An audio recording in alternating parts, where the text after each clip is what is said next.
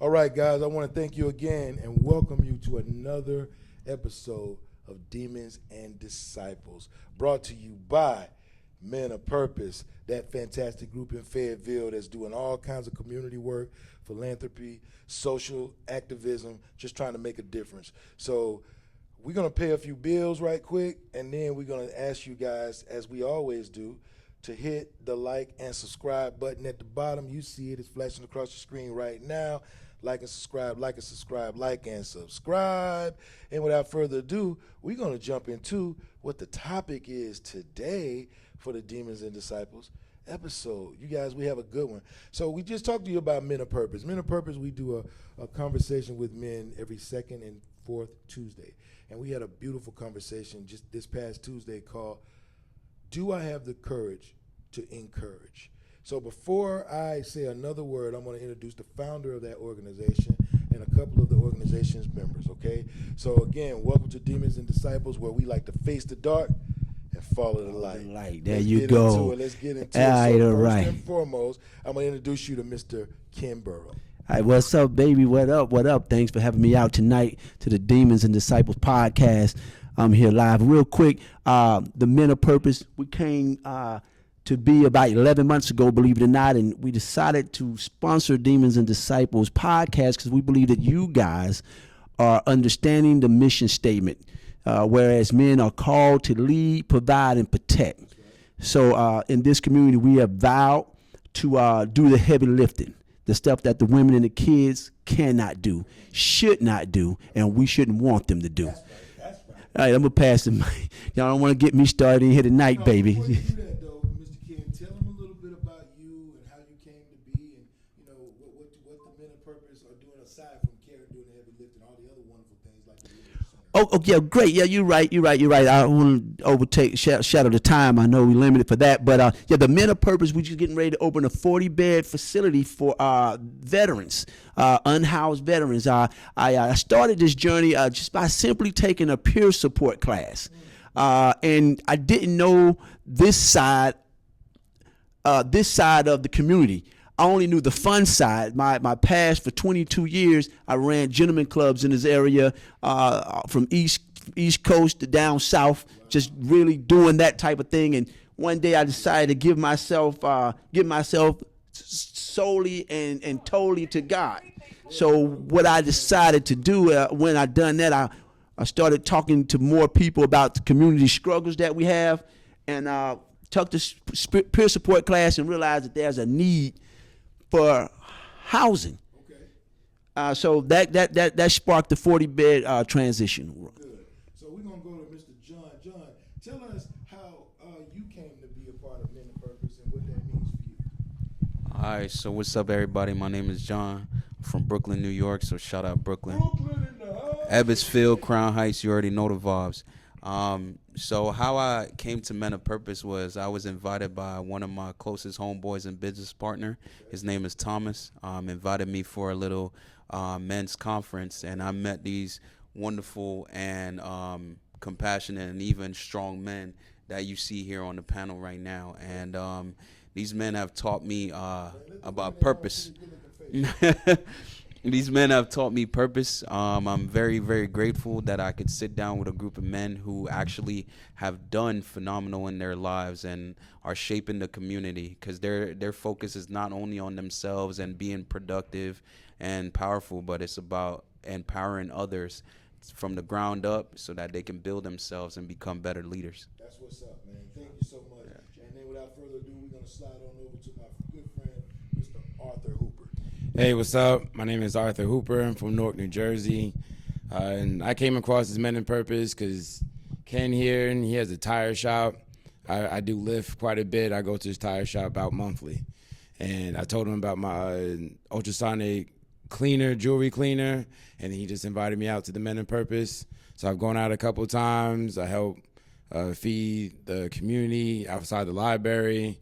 And I know that it is important for us as men to get together and discuss the things that's on our mind, because we all need an outlet. And for whatever reason, I don't see that many outlets for black men to speak their mind and commune together so that we all could be one. All right, well, that's good stuff. And without further ado, we've got a special remote guest by the name of Mr. Pretty Paul, a.k.a. Cash Money, a.k.a. Man with a Plan. Give it up for my first cousin, who I love to life. Tell us about you and a little bit about what you're bringing to the table. Hey, man, thank y'all. How y'all doing? Okay, so I'm so glad and proud to be a part of this movement that's going on outside. Right now, I'm in a situation where I'm doing time currently, and what I want to bring to this podcast tonight is a harsh reality. For people that's listening, for guys that's out there listening, especially for the men, the young men. It's the focus of what the consequences are sometimes are not real because you don't see them. And I deal with a lot of guys here that's coming to this system and they don't really realize the consequences of their actions.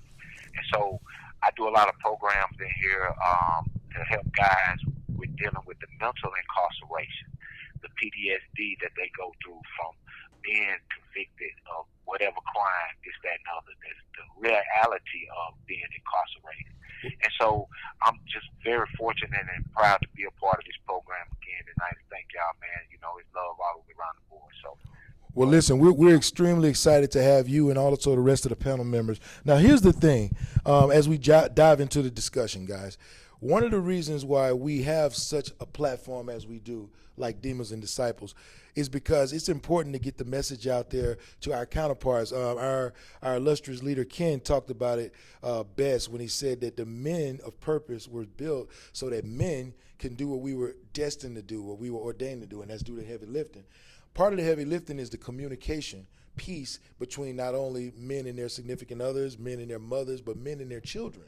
And so when we have these spaces where we can be vulnerable and we can talk about things that nobody wants to hear us talk about because we're supposed to be strong, often it's great because we feel good around each other, but when we go out, we still have those people in our lives that didn't get to experience that. So we wanted to do this type of podcast so that those women, those children, those mothers, those sisters, those aunts, and those co-workers can understand what it's like to lock in with us. We good? And it's just as important to hear about the men who are also incarcerated because maybe they wouldn't be incarcerated had that conversation gap been filled. So let's jump in with the last session that we had was called do I have the courage to encourage? Now, each one of you guys at the meeting had great testimonies. So you feel free if you want to tap into some of the things that you talked about or some of the things that you heard, but let's not mention the names of anybody's testimony who, is not here to speak their own. Fair enough? So we're gonna start with John. And John, we're gonna kind of let you start off, and then we'll go to Ken, then we'll go to Art, okay? Yeah. What do I mean? How do I have the courage to encourage me to you? How did it touch you? So for me, having the courage to encourage, what that means to me is not being afraid to be vulnerable in certain moments, and being able to encourage somebody else even though you're struggling. That's like a biggest thing for me. As far as just giving a little testimonial on that, there's been several times where I've been down, several times when I didn't even feel like being vulnerable, but I know the word of encouragement that I had definitely could shape somebody else's life to be better and be encouraged in whatsoever light. Wow, that's beautiful. We're gonna go over to Mr. Ken. That's great. That's a great question. That segment, do I have the courage to encourage, actually came to me in one of the most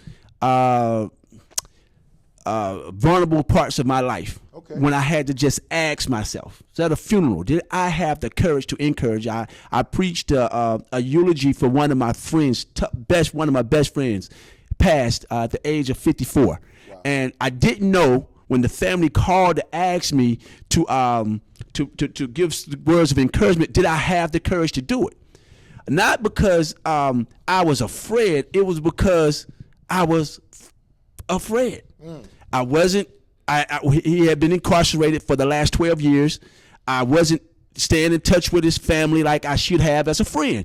So when they asked me, I felt less than to do it. I felt less. Like, why me? So to clarify for the audience, you said not because you were afraid, but because you were afraid. You weren't afraid to do it, the act itself, but you were afraid of what it would mean to the people who were hearing. Exactly. Gotcha. What I'm saying is this, is that I didn't have the courage because I was afraid of the people around. Come on now. And I wanted to do due diligence because death, you have one time to get it right. That's right. So I wanted to give it its due diligence. So I had to find the courage. Okay. And how I found it is the same way that I lost it. Wow. Right? So that was that, and that's a whole nother podcast. Okay. So, all right. Before we go too far down there, because I know you got something else powerful that I want to share with everybody else. We're gonna right? get there. We'll get there. Go ahead and let's let Art give his piece, give his testimony. We won't forget Pretty Paul. I think it's important to have the courage. I think it's important for you to be you. You know, I believe that we all have God's face. We're all made in His image. You know, we're all like the sun. God is the sun, but each of us is like a particle from the sun. So we should share how we feel to one another because we all affect one another. And it's important to have that confidence to move forward and be you, because the message that you bring, the person next to you cannot bring that same message. All right, good stuff, good stuff. Let's bring on from our remote location, Mr. Cash in. Cash, what do you think? How do I have do I have the encourage means to you, and do you have a short testimony on you that you can share with us? Well, I've been sitting here listening to the answers that all my brothers have been sharing, and they're dead on point on each one of them. And so again, my situation puts me on the other end, on the other perspective of things about having courage to encourage. Again, I'm surrounded by a lot of guys that don't have courage or don't want to be encouraged. They want to, wallow in whatever mistake they made. It's the end of the world for them. And so one of the tasks that I've been blessed to have the talent to do is to encourage men to get up out their bed, go to school, get your GED, get a job, if it ain't nothing but picking up paper, and not just telling them, being that example. My routine allows me to get up every morning and get myself together like I'm in the world, you know what I mean? And that's encouragement in itself. See, we have to be examples of encouragement to have courage. And standing in a place where you got a lot of negativity, you'll stand out. Because a lot of people say, what's the point? I like that. I like that. So, So, Cash, thank you for that. I want to tap into what I like to do whenever we have these conversations, because you guys have been on the show before. We always start off kind of wide, and then I like to narrow it down, right? So let's narrow it down a little bit. One of the things I want to talk about, because at the top of the show, we talked about how our intimate conversations with one another as brothers, as warriors, as men, show our vulnerability. Our other counterparts don't get to see us with that. Can you share something about having the courage to encourage has allowed you to let others in who don't speak our language, don't speak the man language, don't know how to connect with us? Share something with me about, or with everybody else, how having the courage to encourage has allowed you to let somebody else in. I'm going to start with Art. I'm going to go to John, because I know this brother has something powerful to say, then I'm going to come to him. So, Art. I just think it's important to know when and where to be vulnerable. I feel that from teenage onward, black men, we have to kind of be focused on how we look, on how other people perceive us in a myriad of ways. So I feel that when it's time to teach someone else, your posterity, your legacy, your children, or younger family members, I think that is the best time to be open with them, as well as to show them your soft side so they can see you as human. Because it's very important to be seen as human in order to relate a good message to someone else, because we all have fallen and come short. So it's important to show this side and to show how you have risen. Okay, let's hear from Cash real quick. Oh, man, that was a perfect answer, man. Humbleness is the key, and being able to be humble and showing that vulnerability, but still standing as a representative of a man, that takes a higher self and a higher understanding of self and your purpose. You know what I mean? So having that understanding, it creates that, that vulnerability when it's time to be, but that strength also when you have to do the heavy lifting. So yeah, that was perfect, man. I like that answer. Okay. All right. John, go ahead and give us your perspective. I think the best way that a man can be courageous is by channeling his emotions and learning how to express them. Wow. Because as we know, men who are too emotional, who cannot control their emotions, act out very, crazy. But as long as you can find that humility, as Cash spoke about, to humble yourself, not have pride, take it away, strip it away, and learn how to be a vulnerable individual towards your significant other, as long as they're accepting of it and they can help you in such a way that will make you still feel empowered and not weak. Okay. I think is the best thing. Wow. I like that, but I want to bring a different aspect to it, right? So this is the piece here. The courage that I'm talking about. The courage that I'm talking about is community courage. Because you know as well as I know, if you share certain things with your spouse or your beloved or someone that you deal with daily, that's kind of dear to your heart, they can use it against you in the long run. That's right. So that's why we close ourselves up a lot of time and don't give us the courage and don't express the courage that's necessary. Right. Because we still have to live tomorrow. See, and what happens in a lot of times is that prime example. When I met my wife of 10 years, right? She tells me, she say, "Hey, we I have 3 daughters and we're a package. Y'all a blended family now. We're a blended family now." But so what that did for me, for my love for my wife, is that I wanted to be the guy that got along with the daughters. Okay. I didn't care about the respect because I knew if I had the respect of 10, that if the daddy ever was to come in, okay, he would get the higher level of respect from me. Yeah. So you at a 10, he gonna get a 20. He gonna get a 20, automatic. So I just wanted to be the one who was cool, go along to get along. Just well liked. So I took my courage and I put it in a box. I shouldn't have done that in hindsight. Wow. Because although she said that we was a blended family and there was a total package, the kids never said that. Wow. The kids never said it. She forgot to tell the kids. So at the moment that we sitting at the table and something is going on, they on their phone. I wouldn't say, you're not supposed to be on the phone. This is dinner time. But didn't have the courage. But moving forward, in some of the classes, especially the one we just had Tuesday, the courageous conversation we had Tuesday, it gave me the courage to say, I need to do better. Come on now. I will do better. Come on now. That right there was real. And I'm going to tell you why that was real. Because what I liked about what he says is, number one, in order to be courageous, you have to first show vulnerability. Because in order to be courageous, in order to claim courage, you have to admit that you had fear. Yeah. Right? And there was the vulnerability, right? So once you admit you have fear, that means you've identified that whatever you're afraid of, now you have to confront it. And this is where the courage kicks in, because that's never easy. That's always going to be a mountain you have to climb. And I wanted him to talk about that portion of it, because I think that a lot of fathers that find themselves in blended family situations face this. And you know what's so funny, and I, just as a quick aside, the guys who enter those situations and never have a problem telling the kids what to do are typically the ones who don't give a damn about them. You know Exactly. And the relationship gets really, with the mother, the relationships get really testy at times. Yeah. But like this is it, and a lot of people are in this situation unaware that's what's happening, and they can't figure out why we can't get on the same. We've been in an argument, but why that stuff started to come into play now. Now see, you bringing me to my next question, and I'm gonna talk to Cass. Tell Cass, hang on. You want to chime in? Tell Cass, hang on. I'm about to give him a chance. So Cash and the rest of the panel. Here's my next question. We narrowing it down. Ken just talked about how when we are doing things like trying to bridge that gap, why do we think that we are having so many issues communicating fluidly with our not just our counterparts like our opposite sex, but with our kids, with our parents? Let me take that on first, because we don't communicate fluently with ourselves first. Okay. Bro, we have to put on that mask.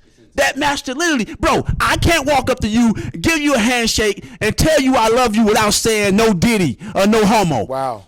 That, like, what are we doing here? Real what talk, we doing though. these Real days, talk. right? So Real talk. when we get to that level and we Yeah. can be real with each other Come on and with now. ourselves first, Come on now. then we'll find the courage to move forward. Okay, well let's get Cash on. But let me say this. I understand everything you're saying, Ken. But let me interject right here when you say, going back to what you were saying, community courage. You know, why we can't do this and why we can't do that. Okay, and I got, I'm coming from a sociological mindset when I say that people in society are comfortable in their state and where they're at. Yeah, everybody want to make change and everybody want these things to happen, but we so ingrained in this philosophy of America to where we afraid.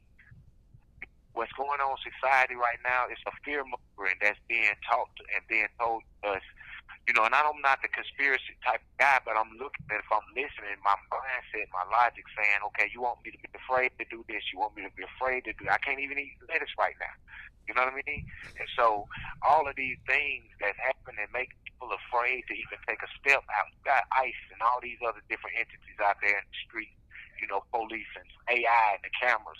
So, yeah, people want to be included in these things if they want to do this, but it's a level of what they're ready to give. I can give you a few hours to come over and pass out some water bottles, you know what I mean? But, hey, and for men in particular, which this program is about, men have been subjugated to the role of second class in America. And I'm not saying this as chauvinist or whatever.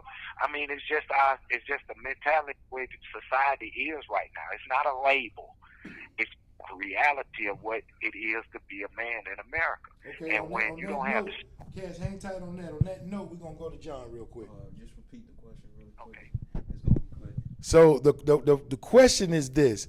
The question is, why do we as men come to the conclusion, because it's not something we feel, it's a true fact, that there's a disconnect in the communication, not just between our significant others and us, but us and our children, us and our counterparts who are, like you talked about earlier, these men who don't have control of their emotional faculties. Why do men have real difficulty communicating with those who are not exercising in their full manhood?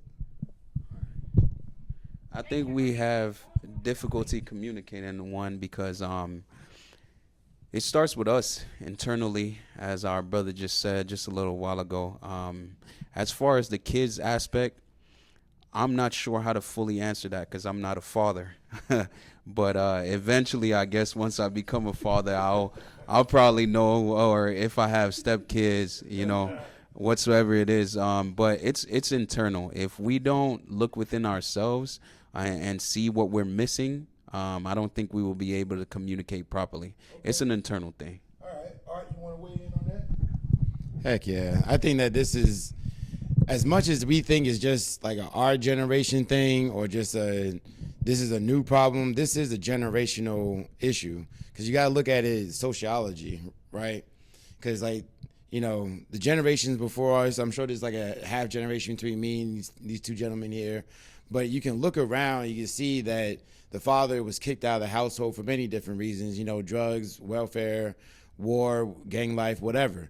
So there's like a whole generation and a half of women that grew up with no man in the house that they don't even know how to accept us. Wow. As well as truly understand us. Because most of the time, there's fear in her heart dealing with us. If we don't show different layers of femininity, then we just on some rebel without a cause kind of thing. Okay. Or we lost. So I think that as us moving forward, it's something that we need to practice. We should tell them explicitly to see how they react and then just move forward because, they are adults. They are independent. They can make their own decisions on how they want to move forward. But I think it's this gap of no father, no man being in a household. My dad was there, but he died. So I do understand the before and after of this whole effect. And I've been around other cultures, Portuguese, Hispanic, and this, that, and third, and that issue isn't quite as rampant as it is with the African-American community. Okay, all right, cool. So, Art, Ken, and John, and when Cash comes back, I got a question. As men of purpose, right, what do we do to address this issue head on? Because a lot of what happens on a lot of shows like this and a lot of groups, people always talk about what's happening. They talk about what the problem is. They talk about who's doing it. But who's talking about what we're going to do to fix it? You know what I mean? And I know Men of Purpose, one of our biggest missions is to not just talk about it, but to be about it. So I could think of no better person to start that conversation off than the person who founded Men of Purpose. So, Ken, what's your response to that? What do we do as Men of Purpose to address this? It's easier said than done. Okay. But we as men have made a mountain, a molehill into a mountain. Okay. And it perturbs me at night. Hard for you to sleep. It's hard for me to sleep when I see men that can do so much more. They have so much talent, okay, but they miss their purpose. They put money over purpose. They put women over purpose. What? They put religion over purpose. What? They put their habits and their What? lust and their addictions over purpose. Come on now. It's quite simple. Okay. God did not give us a purpose for us to fumble it. Okay. To mishandle it. Okay. We're so distracted with the small things in life, okay, to where we miss the simple things. Wow. The first thing that I would do to address this situation that we're facing in our community, okay, is my language would be LOL. And I'm not talking about laugh out loud. Okay. It's the language of the leaders. Wow. You have to understand that you are a leader, wow, and start changing the way you see yourself, you might need your to say perception. That one more time for the people in the back. It's the LOL. It's the language of the leaders. And Cash said it perfect. Cash said it perfect. We have seen ourselves as second and third class citizens for years. When we talk, the first thing coming out of our mouth is that we're kings, but we act like peasants. Ooh. Ooh. We say we generals and captains, but we act like soldiers. Come on now. We have to change our perspective. We have to change our language. And our language should be changed to love. Wow. We're not loving ourselves enough. Wow. So how can we love the people that we are called to protect and provide for? The people we're called to lead. How could you do that if you can't even lead yourself? Come on now. You paying your bills late? Come on, Somebody bro. cool him off. Cool him off. Come on, man. Do we have Cash back? Do we have Cash back? What Cash? Your Cash is here. All right, tell Cash to go ahead on. Man, I'm back. Hey, and hey man, you dead on point, because I had this conversation with some guys the other day, because we got an epidemic going on in where I'm being housed at. I don't know what y'all call it out there, K2. And this is such a huge problem in our community. And it's like, if these guys ain't loving themselves, or if you don't have love for yourself, you'll wither and die mentally first, and then physically. It's like you have to have some type of sensibility of what your purpose is and why you're here. And it's not a superhero type of thing. It's just a point of interest. You want these things in life, you want to have these luxuries and all these things, then you have to have a common sense approach to that, to where you can. And it takes responsibility. It takes being responsible, getting up, going to work, whatever, getting your education, whatever it is. You have to motivate yourself. You have to love yourself. You have to motivate yourself. Okay, all right. Man, I love this podcast. Well, we love that you're on with us, man. All right. And we love you, no homo. What you silly. What do you have to say about that, Art? Yeah, just to piggyback off of what Cash is saying, you really got to learn how to love yourself in all the ways that you are. I feel like the best way that we could show our counterparts what manhood is just by being ourselves. Wow. Because there is no rite of passage kind of thing going on in America. I'm not out here killing a wolf to show that I'm the leader of the pack kind of thing. But you can't take away my manhood. Now, it can be attacked in different ways, through shame and all this other stuff. But I'm still a man at the end of the day. At the beginning and end of the day, I'm willing to start it up solo dolo and end it solo dolo. And that is how I show part of my manhood. Now, I can go on and on about my different accolades and things I've accomplished, but I'm not a really prideful guy. If you ask me, I'll tell you. But it's like, be you. That's my biggest thing. Just be you, learn to be you, and love it. And not to interrupt, to your point where you said being a man, I imagine you're talking about in the way Ken was talking about, like living in our purpose, that being a man. Yeah. Okay. I just wanted to clear it up for the audience at home. Yeah, I figured that. That's beautiful, brother. Yeah, because you got to learn how to be you, man. Yeah. All right, so John, bring us home on this point. What do you think? I think first and foremost, being that person that could lead your counterparts, being that man, starts with the self-actualization. I don't know if y'all are familiar with the Maslow's hierarchy of laws, and I think that ties into a lot. Of course, the humility, the vulnerability, all these different things are there. But everything, like I said before, previous in my response, it's internal. You always have to go back to the internal, because a man must be at one with himself before he can start to basically proceed in order to lead people to a place in life. I don't know if I'm hitting the point. No, you're hitting the point right. But what you said the word eternal, and that just screamed out at me. Because if it's eternal, why do we feed ourselves with so much negative music and so much negative influence and so much negative entertainment, and we're just feeding ourselves with that stuff? So guess what happens? It comes out. It comes out. We got kids now that are cussing and don't even realize that they cussing around their family because it's so ingrained in them. You remember you can cuss around your parents. You wouldn't play music when you riding down the street. You see a graveyard, you cut the music down. The respect is out the door now, and it ain't just the kids. It's the men in the community. It ain't just the women. No, the word. I'm agreeing with him because he's used the word eternal. So the question is, how you fix that eternal is put something internally in you that's going to breathe life coming out of you. So in order to fix the eternal, you deal with the internal. Internal. Yeah. All right, okay. And that's where you get your purpose from. That's where purpose comes from. That's You where have to purpose have a purpose in order to be able to lead somebody, because what does everything start with? Everything starts with a why. Come on now. And once you have a why, it will definitely lead you into becoming that person that you need to be. I like it. Straight. I like it. So listen, remember I told you guys we start off and we narrow. We're going to get even more narrow. Cass said something a little while ago that really resonated with me when he talked about how we are constantly treated as less than, constantly treated as deficient, constantly diminuized, constantly emasculated, constantly demoralized, pushed down, oppressed. You pick a synonym, and that's what happens to us, right? Now, what do you say to that group of men? Or what do you say you're talking to a guy? What do you say to that guy who says, listen, they already think I'm doing this. I might as well. They done took everything else Let from Cash me. talk about that. They done took everything else from me. I mean, I got to feed my family one way, so if they won't give me a job to do so, I'm going to sell dope. If they ain't going to give me a hand up, I'll go ahead and I'm going to be a scammer. If they ain't going to help me find a job, I'm going to kick in doors. What do we say about these guys who think that having courage is going out there? They think taking life by the horns is taking your life, even if they have to kill you.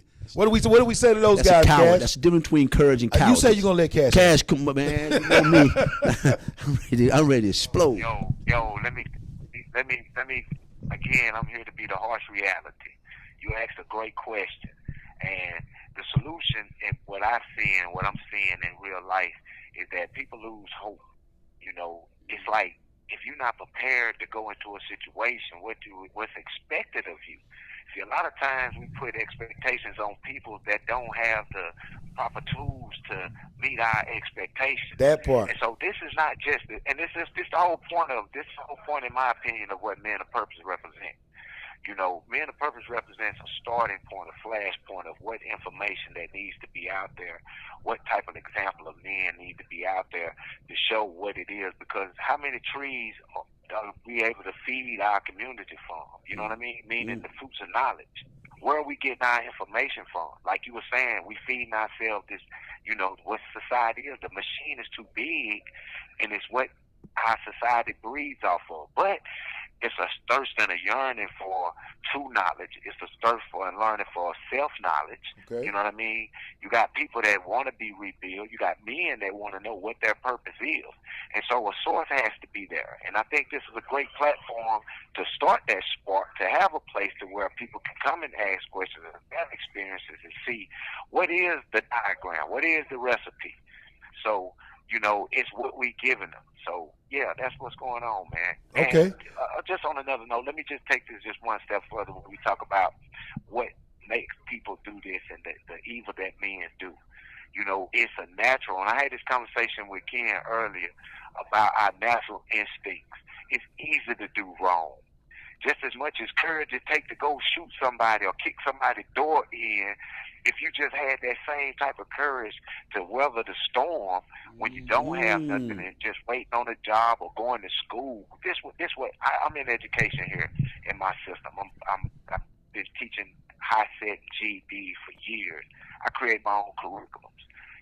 I've done over 100 programs in this system that I'm in. And so what I try to get people to understand is this right here. If you want guys to move in a different area to see themselves better, you got to give them some type of real feed where they can take real, it's tangible. It ain't dreams. Some sort of actual hope that's tangible they can grab onto. Right? I say that again, Nubian. Some sort of actual hope that's tangible that they can latch onto. Yeah, exactly. They have to be able to feed off something, man. Okay. And so society feeds them constantly. All right, Cash, hang on to that. Let me go to Art, and then because I want Magic to close out on this. Go, Art. Tell me what your perspective is. I feel that I do agree with Cash. You do have to find your level of hope, because out here there's so much information that teaches you to be hopeless. Now you would have to go, in my opinion, you would have to go and find some type of faith to give you understanding, to give you wisdom that you ain't seeing. Because there's a lot of ancient wisdom out here, whether it's with the Muslim thought or Christian religion or even, Hindu, Buddhism. It's good to do your studies because you understand that there is, like we were just saying, a waiting period. It's in all religions, honestly, if you look at it. Now, I think about Christ being dead for 3 days, as well as Jonah being in the whale for a term when he was running away from his responsibilities, as well as, Odin gave his eye and was upside down for 7 days or 9 days in order to gain his wisdom and mastery of the universe, bro.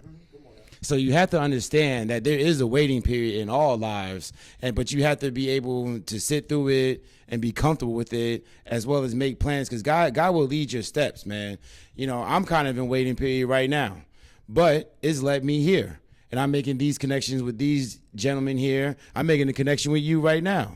So why would I be upset or down myself even more when this is how the path was made for me? Okay. You have to take that real perspective or that divine perspective, because if you don't act like a god, you're gonna act like a beast. Wow. And that's what we see out here. Okay. And just to conclude with you, with Magic, people fill themselves with such filth. You do have to take time and thinking about what you're doing, because there are outcomes.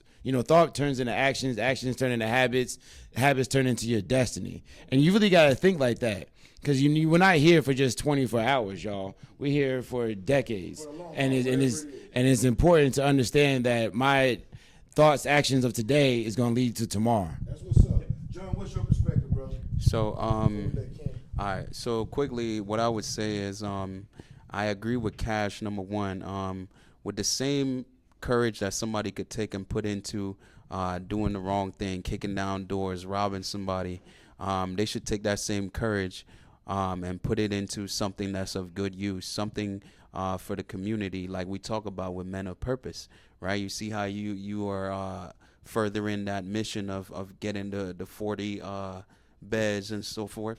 I think that's excellent, because it's very easy as a man to go and do the wrong thing, and it takes a lot of courage to actually flip that around and do the right thing, because it's just life. It's just easy to do anything that's not productive. It is, and it's crazy.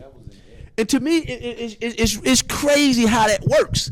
Are we as human beings in today's time that riddled with sin and that riddled with filth, to where when something dramatic happens in your life that's supposed to change your life, it pushes you farther into your negative state? Most people say, well, my life fell apart when my mama died. Or my life fell apart when my wife divorced me. Like, why didn't you use that to use as tackling fuel to go forward in life on a more positive aspect? Wow. My wife left me. I'm here to hit the gym. I'm going to make her regret it. Oh, yeah, right. It's a wake-up call. But we always lead to the negative, and I'm going to tell you why. Because most of us that are pushing for positive are only pushing for positive for the public. So your purpose should be for the public and for the private. Hold on. So you're trying to tell me people are trying to do things and convincing themselves that they're doing it for somebody else instead of first doing it for themselves. For themselves. Oh, wow. That's what's happening. Wow. And you see it time in and time out. The Bible calls it hypocritical. That word exists. You hardly ever hear it nowadays. They say words like fake. Ops, that kind of stuff. Let's just keep it real. Flex, you flex me. It's just crazy stuff trying to stay away from what it really is. It's hypocritical. Okay. So that there, I don't want to. No, you good. You'll go right. That is what you run into. Okay. When you asked why. So that's perfect that you did that. So this will be the last question. That was such a great segue into this last question. We're going to go to Cash first because we're going to be respectful of his time. Cash, listen to this. This is the last question of the episode. What do we do to challenge? We've already identified what men are supposed to be doing based off what we were ordained to do. We've already identified the state that men are in. What do we do to challenge the men to do the things? What do we do to challenge the men to do the things that they're supposed to do to help groups like Men of Purpose reach these people that they need to reach? Everybody understand? Yes. Cash, go ahead. I got you.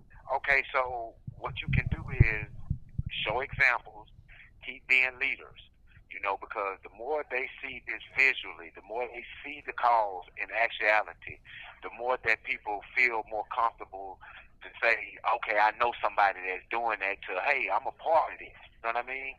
And, being that actual force, that actual visualization of what it is that you're trying to, convey to the community that we are men. We are here to do the heavy lifting. We are here to be responsible. We are here to be the next generations, the OGs, the ones that teach the kids, the youth, what it is to be a man, to get a skill, to go to school and get a lesson and learn, you know what I mean, and be aware of what's going on, their self-worth.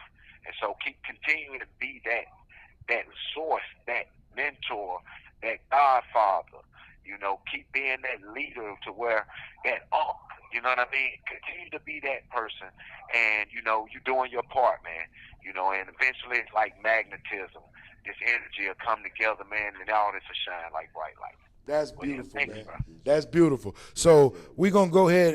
Ken, I'm going to let you close us out. We're going to go ahead and go to Mr. John real quick. John, I want you to tell me what your point of view on that is. What can we do to challenge them? The number one thing is holding them accountable. As a man, a lot of times we slip up very easily because we don't have somebody to hold us accountable for our actions. That's one of the things I think helps you as a man to stay on track. So as long as we can hold these young men accountable by every single day checking in with them, or 2 to 3 times a week checking in with them about are they actually committing that action that they said they were gonna stick to, is very essential in order to make sure that these men are actually headed in the right direction and they're not staring off course, because discipline is what's going to get you the results that you want. Okay. Yeah, we say consistency, but that consistency ties into that discipline. When you're not disciplined, you're never going to really see the results that you want to see. And that's just what it is. Okay, all right. I think that you got to encourage and motivate for people to step outside of what they're used to doing. Because I feel like most people will walk the same path. There's a song on like Biggie duets. I don't even know the name of the rapper, but he's like, people work their job for 15 years and not still have a car. And it's like, you got to think about that, overall. Like, you got to think about what you're doing. Are you just walking through life, or are you experiencing life? Wow. You know what I mean? So I think that it's important to to take the blinders off most people, most men, and really understand all the ways and levels that you can affect your community. Okay. You know, don't let Tookie Williams be out here affecting the community way more than you. You know what I'm saying? Take advantage, show your chest, take the first step. This is one thing I like about Magic. Like he had a thought, he's moving forward with it, and he feels ordained to do it. There are examples out here of stepping out on faith, on courage, to change your community. We need to change. Okay. We've been talking about this my whole life. I'm 38. We've been talking about needing change in the black community my whole life, and even prior. So you be the change. Don't just keep watching it. You be the change. All right, cool. Bring us on home, Ken. That's all right there. That makes a lot of sense what you're saying. I wanna say this before I say that. The opposite of all is none. The enemy of all is some. Because some leave you living in a space of deception. For us to make the change, for people to really see where we're going, you have to explain to them that you have to give your all. Now most people go to work, and when you ask them why they work, they say for their family. See, I always tell my kids, if you ain't doing it for the fam, what you doing it for? Yeah. Right? But who is your fam? Okay. It's your kids, your wife, your parents, your loved ones. Do you love them enough to change? Come on. That's what I'm asking the question is. Come on now. That's what I'm asking the community. Come on now. Do our kids carry guns because they want to? I think not. Do our wives and aunties and grandpa carry mace and box cutters because they want to? Okay. They do that because they don't feel protected. Wow. We have to be more as men, the foundation, the God's apex. We have to do more with giving our all to them. Wow. It's no in between, because you only start deceiving yourself. You only start deceiving yourself. I really enjoyed this segment. This was huge. You got to get me back here, man. Yeah. So listen, you guys have been such a breath of fresh air, because Ken and I have been trying to get an episode on with the Men of Purpose since we started doing the podcast, and it's been an issue with scheduling. Everybody has things they want to do. What I care so much about this is I know that each one of you guys worked today. I know that each one of you guys have families, and you have things that you have to do for your families, right? But you also do one thing. You guys all add one more thing that most men don't add, and I was hoping one of you guys talked about it when I asked the question, how do we get people to do things like what we do? You have to consider the community a part of your family too. Because at the end of the day, when you go to that Circle K and you see that man sitting out there homeless, ragged, looks like the weather has caught him up for a couple of days, he's hungry, he's tired, he's unemployed, guess what he also is? Your brother. That's right, man. That's what he is. Right. He's somebody's uncle. He's somebody's daddy. He's somebody's son. So you mean to tell me that if you believe in any ideology, like you talked about, whether it's Islam, whether it's Buddhism, whether it's Rastafarianism, whether it's Christianity, whatever it is, you mean to tell me that deity, that God, that being Supreme cares more about you than they do about him? Come on. If God can do something for you, why can't you do something for this guy? Well, all you gonna do is do it. It don't matter. Magic talked about it. You do what you're supposed to do for purpose. If your purpose and your intent was to help, whatever he do or what you did is what on him. He asked you for a pair of shoes, you got it, give it to him. He asked you for $2, you got it, give it to him. And if he goes in there and buys a bottle of Mad Dog, that's on him. You did your job. Your job is to be your brother's keeper. And until we can decide that Men of Purpose ain't just something you wear on a damn T-shirt, it's something that you do, it's something that you live, it's something that you are. We will continue to be 3/5 of a person in the United States Constitution. We will continue to be crabs in a barrel. We will continue to scratch each other down as somebody's trying to climb up. We will continue to be our own worst enemies until we decide that we will have the courage to encourage one another. Guys, this has been Demons and Disciples, presented to you by Men of Purpose. I got my brothers in here with me tonight. I got my brother to my left, Mr. John Alex. I got my brother to my right down there on the end, Mr. Arthur Hooper. And I got my first cousin, my brother, and also the founder of this group, Mr. Ken Burrow.